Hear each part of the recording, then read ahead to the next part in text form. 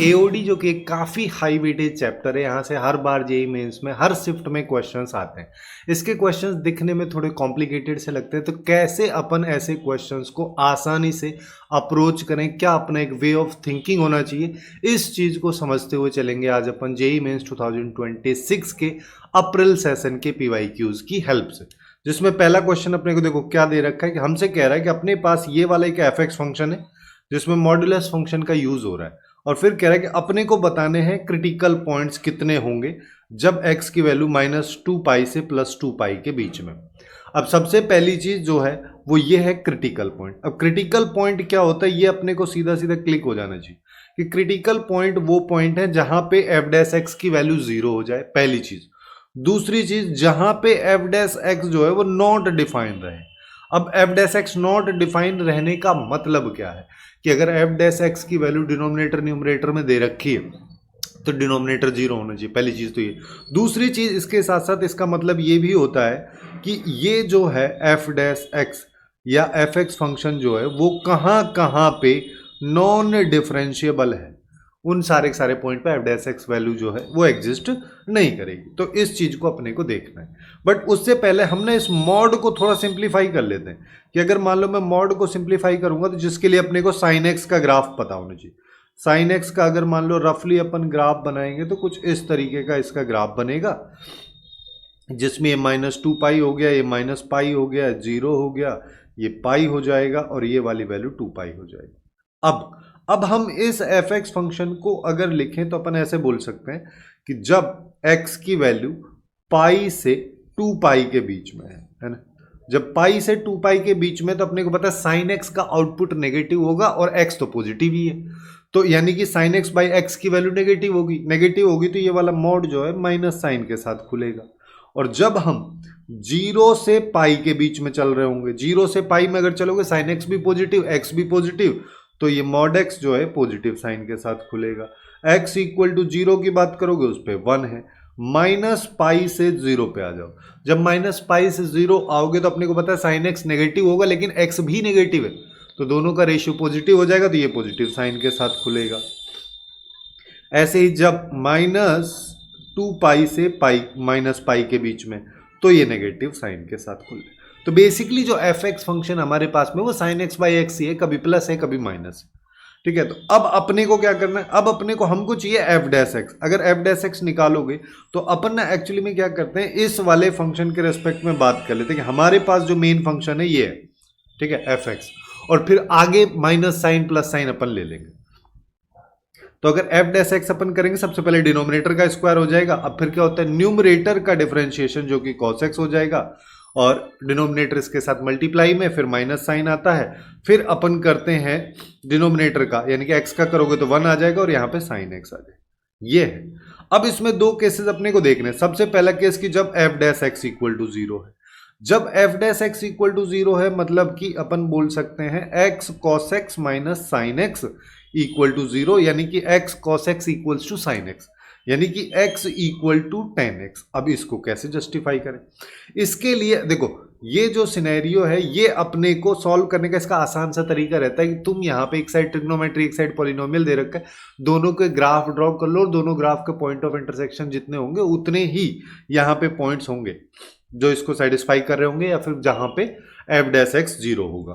तो इसके लिए अगर मान लो मैं 10x का ग्राफ बनाता हूँ, 10x का ग्राफ बनाने के लिए अपने को क्या चाहिए कि भाई ये वाली वैल्यू -π/2 होगी, ये वाली वैल्यू को हम π/2 ले लेते हैं, तो अगले वाली वैल्यू हमारे पास ये 3π/2 हो जाएगी। इसके अगले वाली वैल्यू की बात करोगे तो ये 5π/2 आ जाएगी। सेम इसी तरीके से -3π/2 यहाँ पे आ जाएगा और -5π/2 हमारे पास यहाँ पे आ जाएगा। और हमको पता है कि -2π इन दोनों के बीच में होगा और +2π यहाँ पे होगा। तो अब अगर मैं इसका ग्राफ बनाऊंगा तो अपने को पता है इसका ग्राफ सीधा सीधा ऐसा बनता है, इस तरीके से ग्राफ बनेगा। और 2π से आगे हमको जाना ही नहीं है तो इतना ही केवल बना लो। ऐसे ही यहाँ पे बनाओगे तो ये बन जाएगा, और अब हमको इधर जाना ही नहीं है तो यहीं तक बना लेते हैं, ठीक है। और दूसरी सिचुएशन क्या है, दूसरी साइड अपने पास में है x, तो y इक्वल टू x वाली लाइन का अगर मान लो मैं ग्राफ बनाऊंगा तो इस तरीके का ग्राफ बने। तो अब कितने number of point of intersection आ रहे हैं? एक तो ये आ गया, एक ये आ गया, एक ये आ गया, 3 अपने पास में आ गए। एक और इंटरेस्टिंग चीज कि अपने को ये और देखना है कि एफ डैश एक्स जब कब नॉट डिफाइन है, तो यहां पे डिनोमिनेटर है, तो एक चीज तो ये होगी जब x इक्वल टू 0 है, बट ये x इक्वल टू 0 इस वाले केस में भी हम काउंट कर चुके हैं, तो वापस से काउंट नहीं करेंगे। तो केवल और केवल 3 पॉइंट यहां तक अभी हमारे पास हो गए। अब अपने को देखना है कि ये फंक्शन जो है कब नॉन डिफरेंशिएबल है। तो कब नॉन डिफरेंशिएबल है उसके लिए अपन इसके एफ डैश एक्स की वैल्यू देख लेते हैं कि सिंस अपने को इसके एफ डैश एक्स की जो वैल्यू है वो मिल रही है ये, है ना। एक बार जब फंक्शन ये वाला होगा तो माइनस साइन के साथ ले लेंगे, ये वाला होगा तो प्लस साइन के साथ ले लेंगे। तो जब भी अपन यहाँ पे चेक करते हैं डिफरेंशिएबिलिटी, सिंस अपने पास ये एफ एक्स है, तो एफ डैश एक्स भी अगर निकालोगे तो एक बार ये वाली वैल्यू इसकी जगह आ जाएगी माइनस साइन के साथ, एक बार इसकी जगह पे ये लिख दोगे प्लस साइन के साथ, फिर इसके साथ में ये लिख दोगे प्लस साइन के साथ, फिर इसकी जगह ये लिख दोगे माइनस साइन के साथ बेसिकली। तो जब अपन नॉन डिफरेंशिएबिलिटी चेक करते हैं तो हम कहां पे चेक करते हैं? जब भी इस तरीके से पीस वाइज फंक्शन होता है जहां पे फंक्शन की डेफिनेशन चेंज हो रही है, जैसे कि 2 पाई पे हो रही है लेकिन 2 पाई से आगे अपने को जाना ही नहीं है तो उसको कोई लेना देना नहीं। दूसरी चीज पाई पे हो रही है, उसके अलावा 0 पे हो रही है, बट 0 हम ऑलरेडी यहां पे काउंट कर चुके हैं जो कि अपने को क्रिटिकल पॉइंट मिल चुका है। तो अब हम यहां पे क्या करेंगे? उस 0 को छोड़ देंगे। तो उसके अलावा फिर माइनस पाई पे डेफिनेशन चेंज हो रही है। तो मेरे पास 2 पॉइंट है जिसमें सबसे पहला है x इक्वल टू पाई। अब पाई पे मेरे को क्या करना है? F dash of pi plus देखना है। पाई प्लस की अगर बात करोगे यानी कि पाई से बड़ी वैल्यू, यानी कि ये वाला केस, तो यहां पे एफ डैश एक्स जो है वो माइनस साइन के साथ में है, यानी कि इस वाली वैल्यू को जब भी आउटपुट आएगा उसमें माइनस साइन अपन लगा देंगे क्योंकि साइन एक्स बाई एक्स का डिफरेंशिएशन वो था। तो इसमें पाई पुट करोगे तो कॉस पाई की वैल्यू -1 आ जाएगी, -1 इंटू पाई किया तो ये माइनस पाई आ गया, साइन पाई 0 है, नीचे पाई स्क्वायर तो बेसिकली -1 अपॉन पाई आ गया। लेकिन अपने को पता है इसके आगे अपने को माइनस लगाना है तो ये प्लस का 1 अपॉन पाई अपने पास में हो जाएगा, ठीक है, पाई प्लस पे। ऐसे ही पाई माइनस पे अगर देखोगे, पाई माइनस मतलब पाई से जस्ट छोटा यानी कि ये वाला, यानी कि पॉजिटिव अपने को चाहिए, तो यानी कि जो साइन उधर था उसी को हम यहाँ पे ले लेंगे। जैसे यहाँ पे तो माइनस साइन अपन लगा दिया तो यहाँ कुछ नहीं लगाएंगे, तो यहाँ पे देखोगे तो ये हमारे पास 1 अपॉन पाई आ जाएगा। अब यहाँ पे ये भी माइनस का। अब अपन देख पा रहे हैं यहाँ पे क्लियरली LHD और RHD both are not equal, that means इस पे नॉन डिफरेंशिएबल होगा। ऐसे ही x equal to minus pi पे चेक कर लो। माइनस पाई पे अगर बात करोगे तो F dash of minus pi plus, minus pi से जस्ट बड़ी वैल्यू यानी कि ये वाले का वही हो जाएगा जो पाई से छोटे वाले का था। तो पाई से छोटे वाली वैल्यू जो अपन ने पाई माइनस थी उसी का वैल्यू यहाँ पे आ जाएगा, और F dash of minus pi minus इसका उल्टा वाला हो जाएगा, माइनस पाई से जस्ट छोटी वैल्यू, यानी कि यहाँ ये माइनस वाला यानी कि पाई प्लस वाले के बराबर हो जाएगा, जिसका आउटपुट 1 अपॉन पाई। यहाँ पे भी दोनों इक्वल नहीं है तो अपन बोल देंगे इस पॉइंट पे भी ये फंक्शन नॉन डिफरेंशिएबल है। तो 3 पॉइंट हमारे पास ऑलरेडी थे, 2 यहाँ से आ गए, तो टोटल नंबर ऑफ पॉइंट हमारे पास 5 आ गए जहां पे फंक्शन के क्रिटिकल पॉइंट्स होंगे। ज्यादातर लोग इसमें गलती क्या करते हैं, सीधा F dash X equal to 0 कर लिया, 3 पॉइंट आ गए, 3 लगा दिया, आंसर बढ़ गया। अब नेक्स्ट क्वेश्चन पे आते हैं। नेक्स्ट क्वेश्चन अपन से क्या कह रहा है कि एफ एक्स मेरे पास में एक पॉलिनोमियल है और पॉलिनोमियल के डिग्री 5 है, ठीक है। इसका एक एक्सट्रीमा यानी कि एक्सट्रीम वैल्यू या लोकल मैक्सिमा जो है वो x इक्वल टू 1 पे है, एक x इक्वल टू -1 पे है, और फिर ये वाली लिमिट की वैल्यू दे रखी है। इससे सीधा सीधा तुम्हारे दिमाग में क्या आना चाहिए कि एफ डैश ऑफ 1 इसकी वैल्यू 0 है और उसके साथ साथ एफ डैश ऑफ -1 की वैल्यू 0, ये अपने को पता चल रहा है। दूसरी चीज, इस लिमिट को देखो, इस लिमिट को देख के अपन क्या बोल सकते हैं, जब limit x tends to 0 denominator 0 हो गया तो f ऑफ 0 की वैल्यू भी 0 होनी पड़ेगी, तभी जाके 0/0 का इनडिटर्मिनेट फॉर्म बनेगा। और इनडिटर्मिनेट फॉर्म बनना बहुत जरूरी है क्योंकि तभी इसकी लिमिट की वैल्यू एग्जिस्ट करेगी, अदरवाइज तो लिमिट डज नॉट एग्जिस्ट वाला केस बन जाएगा।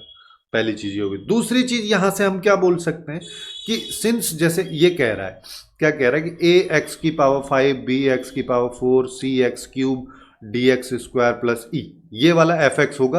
अब डिवाइड बाई अगर मान लो मैं x क्यूब कर रहा हूं, ठीक है, तो हम यहां पे क्या कह सकते हैं कि हमारे पास जो इसकी लोअर वैल्यूज है, अच्छा ई एक्स प्लस एफ, ये जो इसकी लोअर डिग्री वाली वैल्यूज हैं ये सब जीरो होनी चाहिए।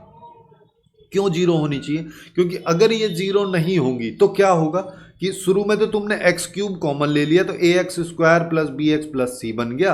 अब यहां पे देखोगे तो अब अगर अपन देखें तो अपने पास में यहां पे आ जाएगा डी बाई एक्स और फिर e by x square plus f by x cube. और जब तुम limit x tends to zero लगाओगे तो ये डज नॉट एग्जिस्ट वाला केस बना देगी, इन्फिनिटी की तरफ चले गए हम, लेकिन वो बनना नहीं है। तो यानी कि ये वाला पार्ट यहां पे होना ही नहीं चाहिए, यानी कि ये वाला पार्ट जो है ये पूरा पूरा इक्वल टू जीरो होना चाहिए। ये काफी इंटरेस्टिंग चीज है। इस तरीके से अगर हम सोच लेंगे तो काम बहुत आसानी से बन गया। यानी कि इससे अपने को ये पता चला कि मेरे पास जो एफ एक्स है उसको मैं ए एक्स की पावर 4 बी एक्स की पावर ए एक्स की पावर 5 बी एक्स की पावर 4 सी एक्स क्यूब ये ले लेता हूं, ठीक है। और ये सेटिस्फाई कर रहा है F of zero equal to zero को भी। चलो इतना हो गया।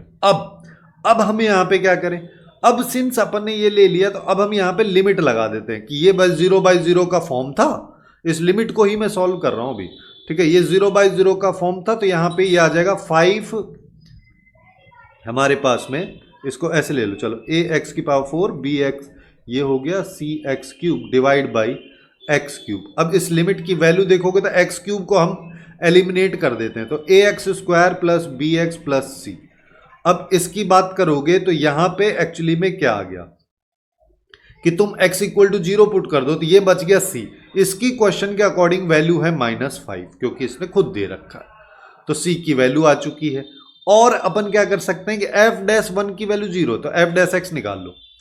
तो ये अगर मान लो मेरे पास है तो f' की वैल्यू क्या हो जाएगी 5 इंटू ए इंटू एक्स की power 4 plus 4 into B into X cube और माइनस यहाँ पे आ जाएगा 5 या 15 एक्स स्क्वायर, ये अपने पास में आ गया।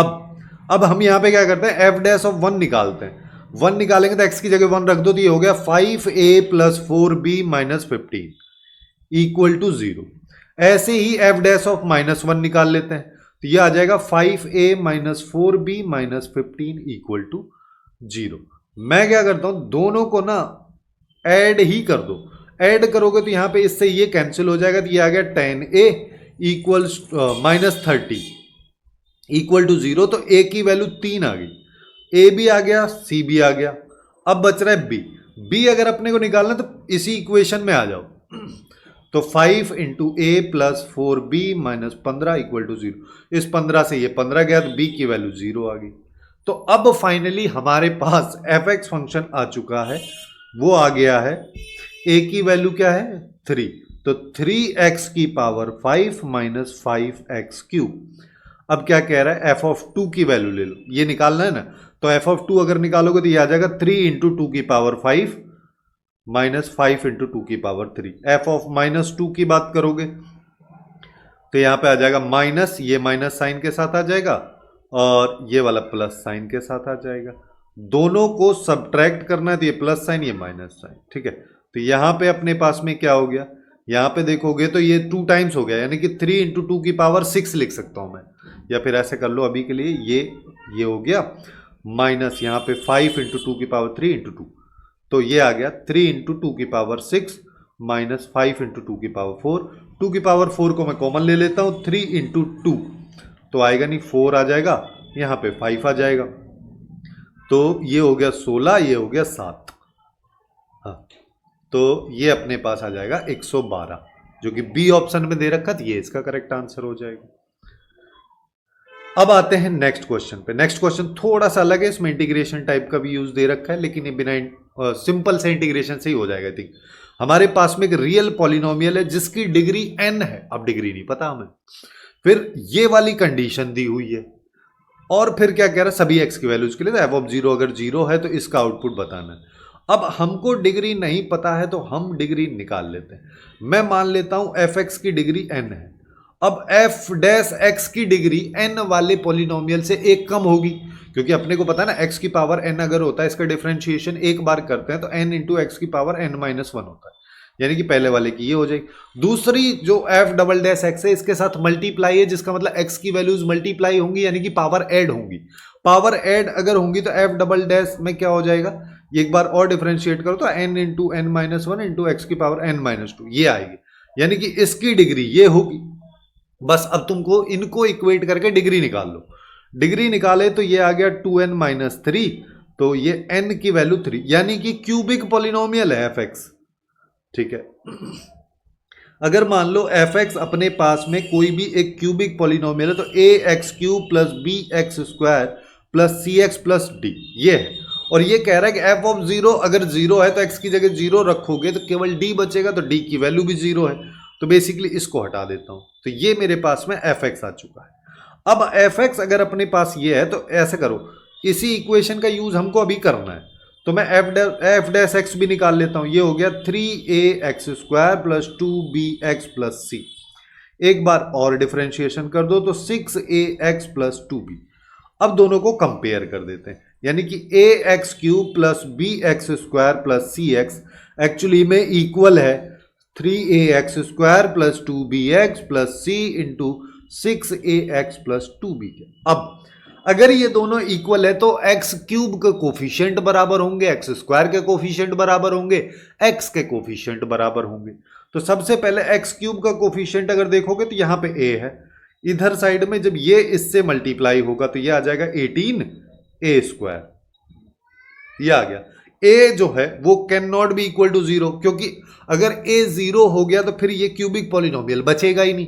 तो अगर a जीरो नहीं हो सकता तो a से a कैंसिल हो जाएगा और हमारे पास a की वैल्यू आ जाएगी 1/18। चलिए एक आ गया।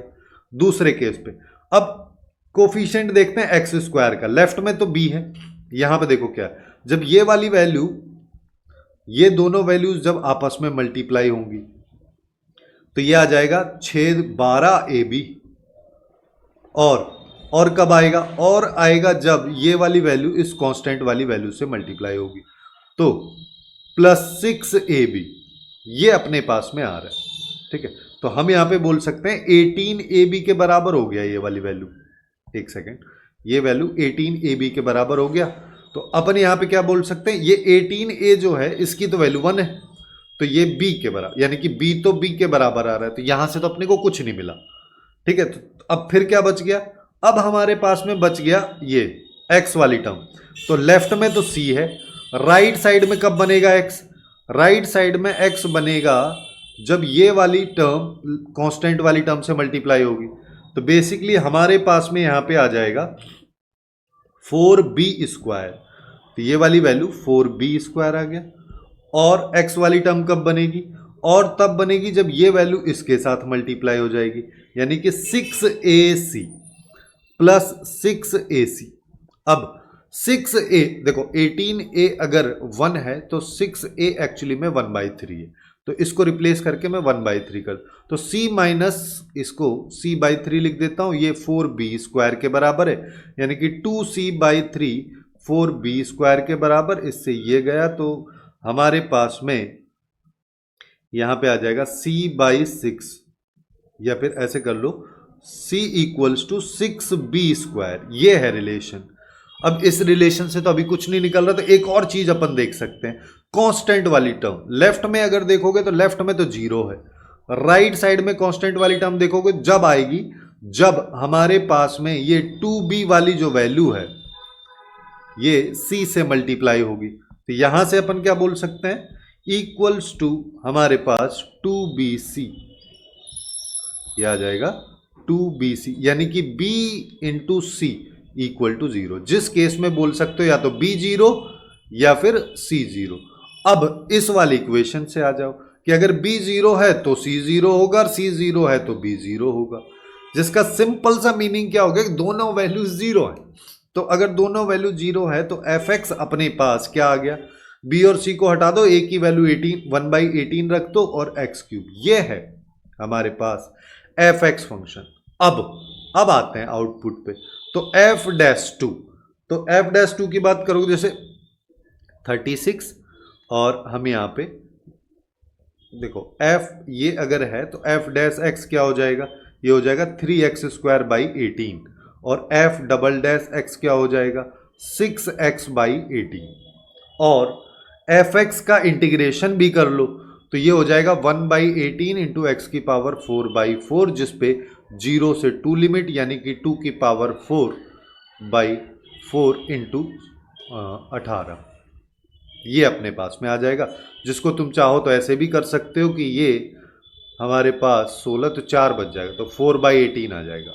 यानी कि हमारे पास पहले वाले की वैल्यू 3 इंटू 2 का square divide by 18 plus F double dash 2 की value 6 into 2 divide by 18 plus next वाली वैल्यू की बात करोगे तो ये अपने पास में हो जाएगी 4/18, ये आ जाएगा 4/18, ये हमारे पास में आ।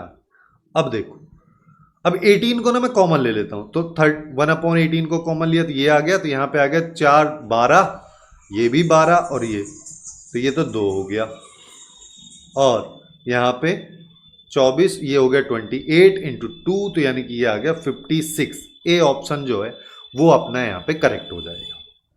अब आते हैं नेक्स्ट क्वेश्चन पे, जो कि मैक्स मिनिमम टाइप के फंक्शन से रिलेटेड है। सिंस यहाँ पे सिंगल फंक्शन दे रखा है तो अपने को बस इसकी मैक्सिमम वैल्यू बतानी, जब x की वैल्यू 0 से पाई के क्लोज इंटरवल में। अगर 2 होते दोनों का ग्राफ ड्रॉ करते, ग्राफ ड्रॉ करने के बाद जो मैक्सिमम वाला ग्राफ है उसको सेलेक्ट करके सॉल्व कर लेते, बट वैसा यहाँ पे है। तो अपने को पहले इसको सिंप्लीफाई करना है, ठीक है। वैसे अपन चाहते थे इसको ट्रिग्नोमेट्री वाले सेगमेंट में भी डिस्कस कर सकते थे, बट ये मैक्स मिनिमम फंक्शन ज़्यादातर स्टूडेंट्स एओडी में पढ़ते हैं, तो इस वजह से मैं इसको यहाँ पे डिस्कस कर रहा हूँ। तो यहाँ पे क्या आ जाएगा, जैसे देखो इसको ना कॉस क्यूब को अपन लिख सकते हैं कॉस x/2, जैसे इसको cos of x/2 into cos square x/2, और साइन इसके साथ में x/2 में आ जाएगा। 16 को मैं 8 इंटू 2 लिख देता हूं, जिससे कि ये वाली वैल्यू जो है 2 साइन 2 थीटा यानी कि साइन x के बराबर हो जाएगी। तो यानी कि 8 इंटू साइन x, और यहाँ पे आ गया कॉस स्क्वायर, तो इसको अपन बोल देते हैं 1 plus cos square theta 1 plus cos 2 theta divide by 2 के बराबर होता है। तो ये आ गया, तो बेसिकली ये 4 आ गया। इसको मल्टीप्लाई कर दोगे तो 4 into sine x cos x आ जाएगा, यानी कि 4 यहाँ पे साइन एक्स प्लस इसको 2 साइन 2x बोल देते हैं। ये एक्चुअली में मेरे पास fx फंक्शन है, मैं इसको कंसिडर कर लेता हूँ। अब मेरे को मैक्सिमम मिनिमम वैल्यू चाहिए, तो वैसे तो कई सारे तरीके हैं, बट मैं यहाँ पे इसको f' की हेल्प से सॉल्व कर रहा हूँ। तो f' अगर अपन निकालेंगे तो ये हो जाएगा 4 cos x, और यहाँ पे हो जाएगा 2 इंटू 2 यानी कि 4 cos 2x हो जाएगा। और अपने को सबसे पहले क्रिटिकल पॉइंट चाहिए, तो अपन इसको 0 के इक्वल कर देते हैं। 0 के इक्वल किए तो यहाँ से आ गया cos 2x equals to minus cos x।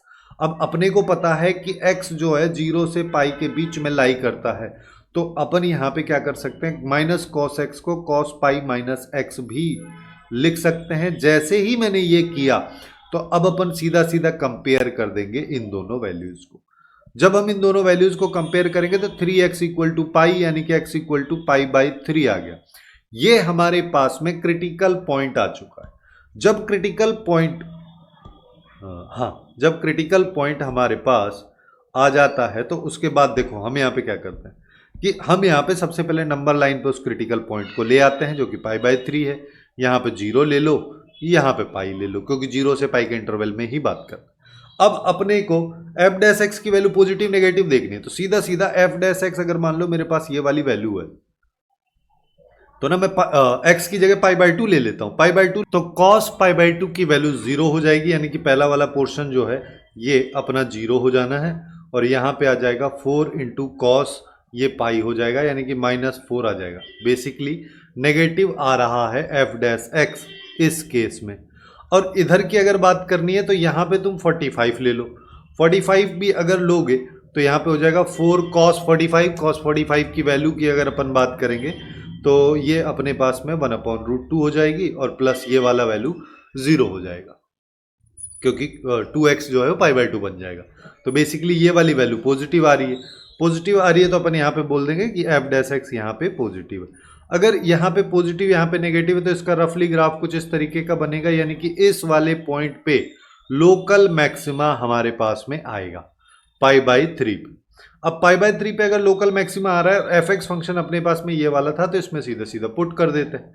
Put करेंगे तो अब हमारे पास में यहाँ पे क्या हो जाएगा, यहाँ पे अपने पास हो जाएगा f ऑफ पाई/3 की वैल्यू, ये निकाल लेते हैं। तो 4 इंटू साइन पाई/3 प्लस यहाँ पे आ जाएगा अपने पास में 2 इंटू साइन पाई बाई 3 की जगह अपने पास में यहाँ पे आ जाएगा साइन 2x है तो 2 पाई बाई 3 आ जाएगा, साइन 2 पाई बाई 3। अब साइन 2 पाई बाई 3 यानी कि sine pi minus pi by 3 दोनों वैल्यू सेम होती है, तो अपन साइन पाई बाई 3 साइन 60 की वैल्यू √3/2 को कॉमन ले लेते हैं तो 4 + 2 6 आ जाएगा, यानी कि बेसिकली 3√3 हमारे पास में आएगा, जो कि बी ऑप्शन में दे रखा, तो ये इसका करेक्ट आंसर हो जाएगा। अब आते हैं नेक्स्ट वाले क्वेश्चन पे। नेक्स्ट वाला क्वेश्चन अपन से क्या कह रहा है कि हमारे पास एफ जो है एक डिफरेंशियबल फंक्शन है, ठीक है, और डिफरेंशियबल फंक्शन कुछ इस तरीके से कि इस वाली फंक्शनल इक्वेशन को ये फॉलो करता है। f'(0) की वैल्यू 3 है, तो मिनिमम वैल्यू अपने को इसकी बतानी, यानी कि इसके लिए अपने को fx चाहिए ही चाहिए। fx कहाँ से निकल सकता है? इस वाली फंक्शनल इक्वेशन से। इस वाली फंक्शनल इक्वेशन को अगर अपन देखें तो अपन यहाँ पे देखो, ऐसा कोई स्टैंडर्ड फंक्शनल इक्वेशन तो है नहीं, तो डायरेक्टली अगर मान लो मैं निकालना चाहता हूं तो वैल्यू पुट करके सब्स्टिट्यूशन मेथड या फिर इटरेशन मेथड की हेल्प से अपन इसको सॉल्व कर सकते हैं, जिसके रिगार्डिंग मैंने एक सेपरेटली वीडियो बनाई कि कैसे हम फंक्शनल इक्वेशंस को हैंडल करें। उसको इस वीडियो के बाद में जाके चेकआउट कर सकते हो अगर तुमको फंक्शनल इक्वेशन वाले सेगमेंट में दिक्कत है तो अगर दोनों को मैंने 0 लिया तो 0 + 0 / 3 यानी कि f(0) हो जाना है। यहाँ पे बात करोगे तो f(0) + f(0) / 3 यानी कि 3 times f(0) equals to 2 times f(0), यानी कि f(0) इक्वल्स टू 0 आ जाए। तो f(0) की वैल्यू 0 आ गई पहली चीज। तो दूसरा हम यहाँ पे क्या कर सकते हैं कि x को तो मैं x ही रहने देता हूँ, y को मैं 0 ले लेता हूँ। जब मैं ऐसा करूंगा तो ये हो जाएगा f(x/3) और ये हो जाएगा f(x + f(0) जिसकी वैल्यू 0 है, तो ये f(x) ये आ जाएगा। अल्टीमेटली f(x) को 3 टाइम्स f(x/3) मैं ये लिख सकता हूं, ठीक है। ऐसे ही अब अगर इसी इक्वेशन में मैं x को x + y से वापस रिप्लेस अगर कर दूं तो ये f(x + y) हमारे पास में जो है ये आ जाएगा 3 टाइम्स f(x + y/3)। इस 3 को इधर ही रहने दो, बेसिकली इस 3 को इधर रहने दो, जिससे कि अब क्या होगा, अब सीधा सीधा हम कंपेयर कर सकते हैं कि f(x + y/3) इसकी वैल्यू एक बार तो इसके बराबर है, एक बार इसके बराबर है। जब दोनों को कंपेयर करोगे तो हमारे पास आएगा f(x + y/3) equals to fx + f(y) / 3, जहां से अल्टीमेटली हम बोल पाएंगे f(x + y) एक्चुअली में fx + f(y) के बराबर है। अब ये एक स्टैंडर्ड फंक्शनल इक्वेशन है जिसके लिए fx जो है kx के बराबर होता है। अब अगर fx kx के बराबर तो f' की वैल्यू k के बराबर, और क्वेश्चन में बोला है f'(0) की वैल्यू 3 है तो k की वैल्यू 3 आ गई। 3 आ गई तो fx फंक्शन जो मेरे पास में है वो आ गया है 3x, यानी कि ये वाला जो gx फंक्शन है इसको अगर अपन लिखें तो 3 + e की पावर, इसको 3 × x × e की पावर x लिख सकता है। ये अपने पास आ गया। अब मेरे को इसकी मिनिमम वैल्यू चाहिए तो अपन वही करेंगे, g' निकाल लेते हैं।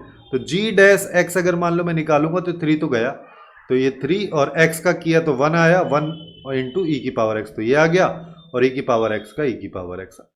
ये बेसिकली आ जाएगा, जिसको तुम चाहो तो ऐसे भी लिख सकते हो। हमको चाहिए क्रिटिकल पॉइंट जिसका मतलब f' = 0।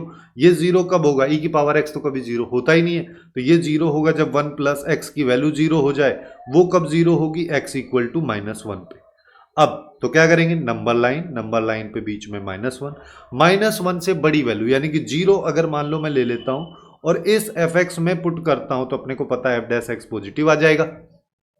और 0 से -1 से छोटी वैल्यू अगर मान लो मैं लेता हूं तो e की पावर x जो है वो तो हमेशा पॉजिटिव रहेगा, 3 भी हमेशा पॉजिटिव, तो 1 - x नेगेटिव हो जाएगा, तो अल्टीमेटली f' की वैल्यू नेगेटिव हमारे पास में आ जाएगी। नेगेटिव आएगी तो यानी कि डिक्रीजिंग और इस पे इंक्रीजिंग।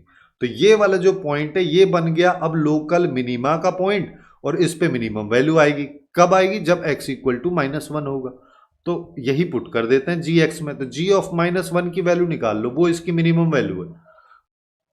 तो gx फंक्शन ये वाला है, तो ये आ जाएगा 3 + 3 × -1 × e की पावर -1, यानी कि 3 - 3 ये आ गया, 3 को कॉमन ले लिया, 1 - 1/e आ गया, यानी कि e - 1/e आ गया। ये कहाँ है? ये एक्चुअली में बी ऑप्शन में, तो बी अपना यहाँ पे करेक्ट आंसर हो जाएगा। ऐसे ही अब चलते हैं नेक्स्ट वाले क्वेश्चन। नेक्स्ट वाला क्वेश्चन क्या कह रहा है कि मेरे पास अब एफ एक्स और जी एक्स फंक्शन, एक्चुअली यहाँ पे मैं सारे टाइप के क्वेश्चन यानी कि एओडी से रिलेटेड जहाँ पे डिफरेंशिएशन का यूज है उससे रिलेटेड क्वेश्चंस को भी कंबाइन इसी में कर दिया हूँ, क्योंकि सेपरेटली एक दो क्वेश्चन थे, उनको सेपरेट वीडियो बनाने से अच्छा है कि एक ही साथ अपन उसको निपटा लेते। तो यहाँ पे क्या कह रहा है, दोनों को दोनों ट्वाइस डिफरेंशिएबल फंक्शन है इस तरीके से कि दोनों के डबल डिफरेंशिएशन की वैल्यू इक्वल है, और ये कंडीशन है और ये कंडीशन है, तो ये बताना है। अब अगर मान लो ये ट्वाइस डिफरेंशिएबल फंक्शन है तो कुछ भी ये हो सकते हैं, ठीक है। मैं यहाँ पे ट्वाइस डिफरेंशियल फंक्शन के नाम पर पॉलिनोमियल ले लेता हूँ, ठीक है। पॉलिनोमियल अगर मान लो मैं लेता हूँ तो ये हो जाएगा a x square plus b x plus c, और जी एक्स फंक्शन जो है इसको मैं d x square plus e x plus f ले लेता हूँ।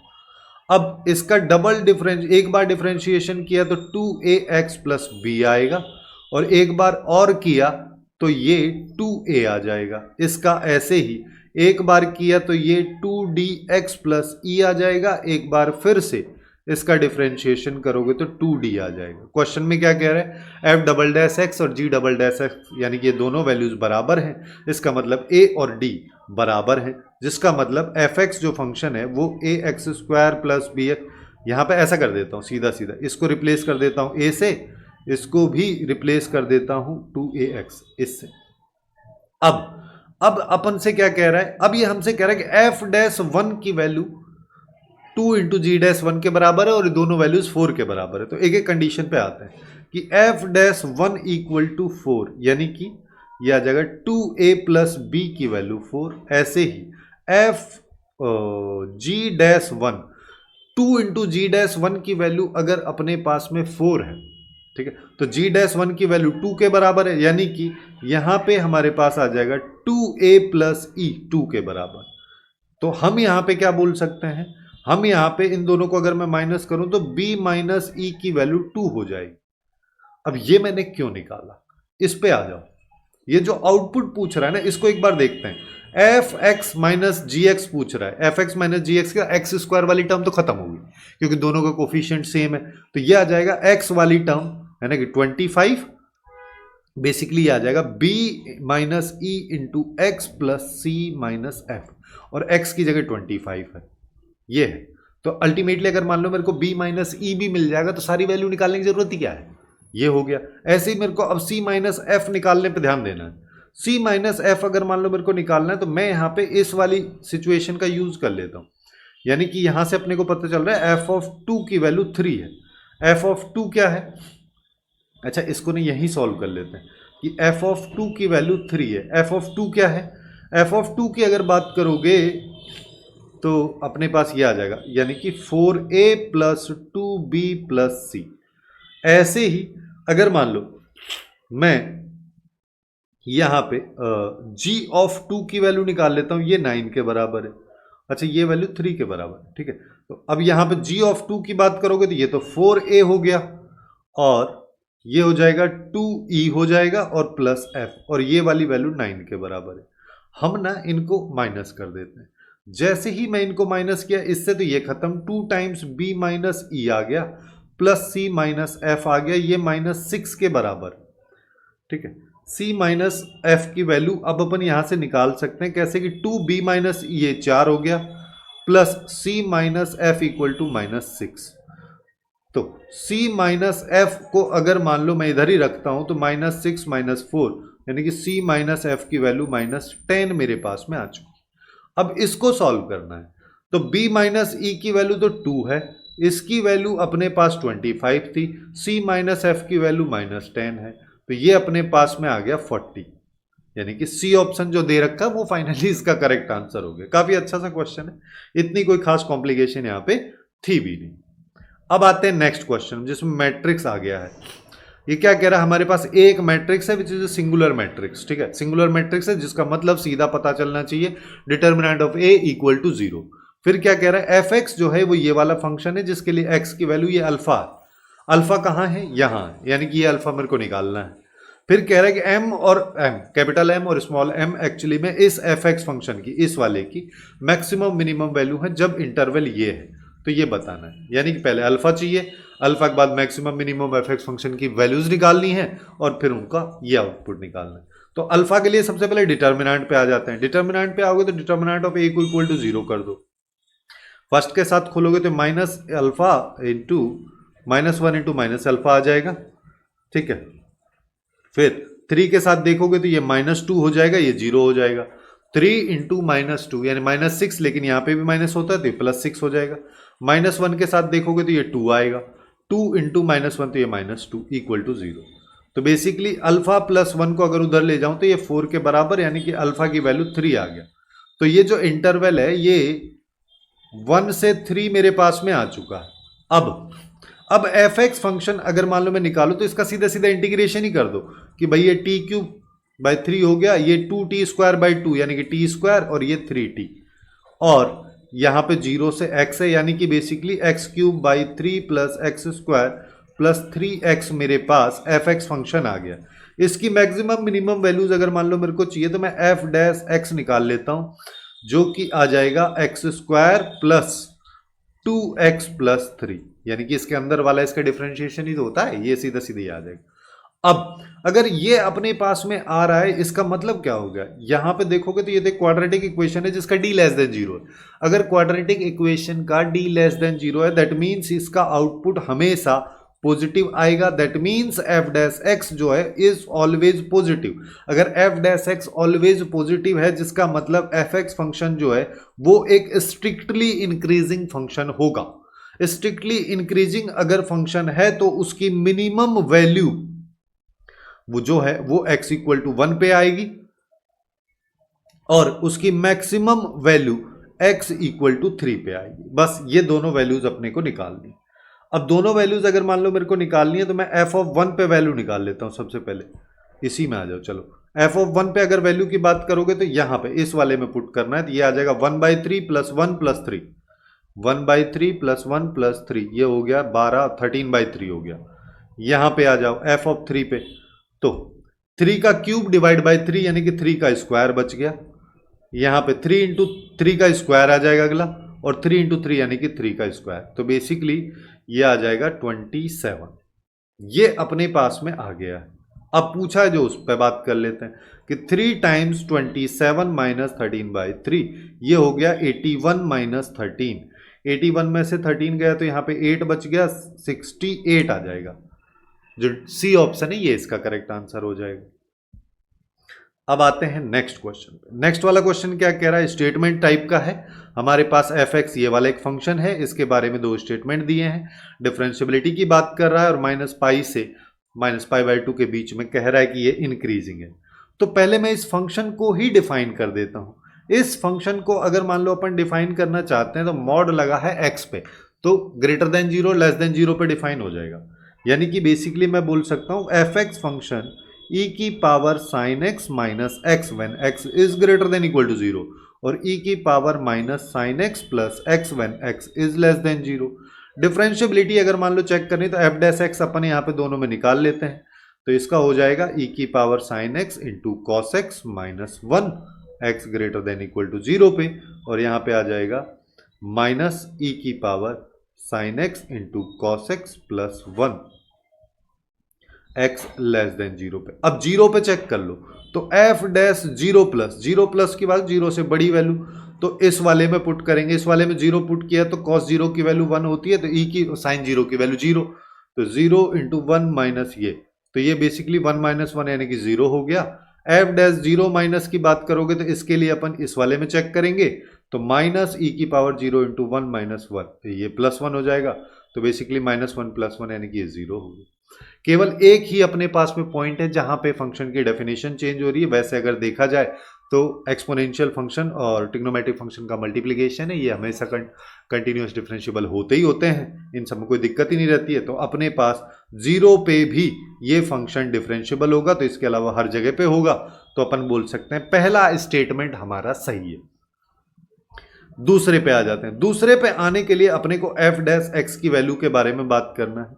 हम यहाँ पे बात कर रहे हैं कि जब -π से -π/2 है, यानी कि जब x नेगेटिव है। जब x नेगेटिव है तो f' की वैल्यू ये 1 - e⁻sin x × cos x है।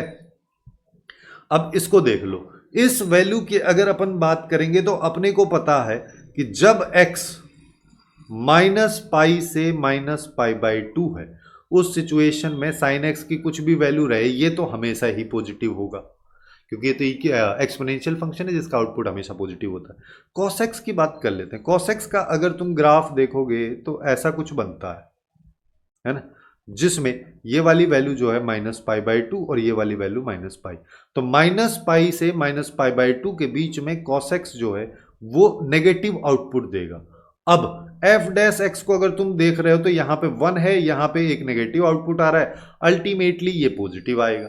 अगर ये पॉजिटिव आ रहा है तो एफ डैश एक्स पॉजिटिव है, एफ डैश एक्स पॉजिटिव है, that means function is increasing. Function increasing मतलब सेकंड स्टेटमेंट करेक्ट, मतलब दोनों सही हो गए। बस इतना आसान है क्वेश्चन। अब आते हैं नेक्स्ट क्वेश्चन पे। ये वाला भी काफी इंटरेस्टिंग क्वेश्चन है, यहाँ पे इलिप्स को मिक्स कर दिया है। ठीक है, ये क्या कह रहा है, ये अपने पास इलिप्स की इक्वेशन है। अपने को क्या पता है, X square by A square Y square by B square equal to 1 होता है इलिप्स का इक्वेशन। और ये इलिप्स जो है एक ऐसा इलिप्स है जिसकी मेजर एक्सिस जो है वाई एक्सिस है, यानी कि वर्टिकल टाइप का इलिप्स है, जिसमें क्या होता है, जिसमें अपने को पता है कि ए ग्रेटर देन बी होता है, ए लेस देन बी होता है। ए ग्रेटर देन बी में अपने पास हॉरिजॉन्टल टाइप का इलिप्स बनता है और ए लेस देन बी में वर्टिकल टाइप का। ये है जिसका मतलब हम यहाँ पे बोल सकते हैं कि एफ ऑफ ये जो लिखा है ना इसने, अभी घबराना नहीं है, ठीक है, इसको देख के ये तो पता नहीं क्या है, ये 15 है, ये वैल्यू ऐसे है। अब क्या कह रहा है, फिर कह रहा है कि एफ एक्स जो एक फंक्शन है ना, वो एक स्ट्रिक्टली डिक्रीजिंग पॉजिटिव फंक्शन है। अब एक बात बताओ मेरे को, स्ट्रिक्टली डिक्रीजिंग फंक्शन मतलब इस तरीके का कुछ होता है ना। अब थ्योरी में तुम लोग ये वाली चीज पढ़े होगे, क्या पढ़े होगे, कि अगर मान लो मैं यहाँ पे एक x1 पॉइंट लेता हूँ, यहाँ पे एक x2 पॉइंट लेता हूँ, जिसमें इसकी वैल्यू f ऑफ x1, इसकी वैल्यू f ऑफ x2 है, तो हम यहाँ पे बोल सकते हैं कि सिंस अपने को क्लियरली दिख रहा है कि f of x1 f of x2 से बड़ा है, तो अब इसको x1 और x2 में रिलेट करोगे तो इनइक्वलिटी का साइन बदल जाता है। बस इतना ही याद करना था। जैसे ही इतना याद हुआ तो तुम्हारे पास ये है इक्वेशन। इस इक्वेशन में अब तुमको पता है कि स्ट्रिक्टली डिक्रीजिंग है, तो यानी कि ये वाला कहानी होगा, जिसका मतलब तुम यहाँ पे क्लियरली बोल सकते हो कि तुम्हारे पास ये जो ए स्क्वायर प्लस 7a प्लस 3 है, ये लेस देन के साइन को ग्रेटर देन कर दो और ये 3a प्लस 15 कर दो। अब बस इसको सॉल्व कर लो, यहां से a का इंटरवल आ जाना है, तो a स्क्वायर यहाँ पे 4a और माइनस 12 आ गया और ये ग्रेटर देन 0। इसके दो फैक्टर हो गए, a प्लस 6 और a माइनस 2। दो फैक्टर हो गए तो सीधा सीधा नंबर लाइन पे आ जाते हैं, माइनस 6 और 2, इधर पॉजिटिव नेगेटिव पॉजिटिव। तो अपन बोल सकते हैं a की वैल्यू, सिंस इक्वल टू का साइन नहीं लगा है तो ओपन ब्रैकेट आएगा, तो अपन बोल सकते हैं माइनस इन्फिनिटी से -6 यूनियन 2 से इन्फिनिटी। और इसी को जैसा ये फॉर्मेट है ना, इस फॉर्मेट में अगर तुम लिखना चाहो तो ऐसे भी लिख सकते हो, r में से -6 से 2 तक की सारी वैल्यूज हटा दो, तो अल्फा की वैल्यू आ गई, बीटा की वैल्यू आ गई, तो alpha square plus beta square अगर निकालोगे तो 36 प्लस 4 यानी कि ये आ गया 40, जो कि सी ऑप्शन में दे रखा, तो ये इसका करेक्ट आंसर हो जाएगा। ऐसे अपन इसके सारे क्वेश्चंस को कर सकते हैं। ऐसे ही अपन ने सारे चैप्टर्स को लेफ्ट वाली प्लेलिस्ट में कवर किया, तो वहां से जाके बाकी चैप्टर्स को भी देख सकते हो। और अगर तुमको एओडी के ही और क्वेश्चन देखने तो इसका प्लेलिस्ट भी तुमको डिस्क्रिप्शन में मिल जाएगा, अदरवाइज चैनल के प्लेलिस्ट वाले सेक्शन में एओडी चैप्टर्स के थ्रू भी तुम जा सकते हो।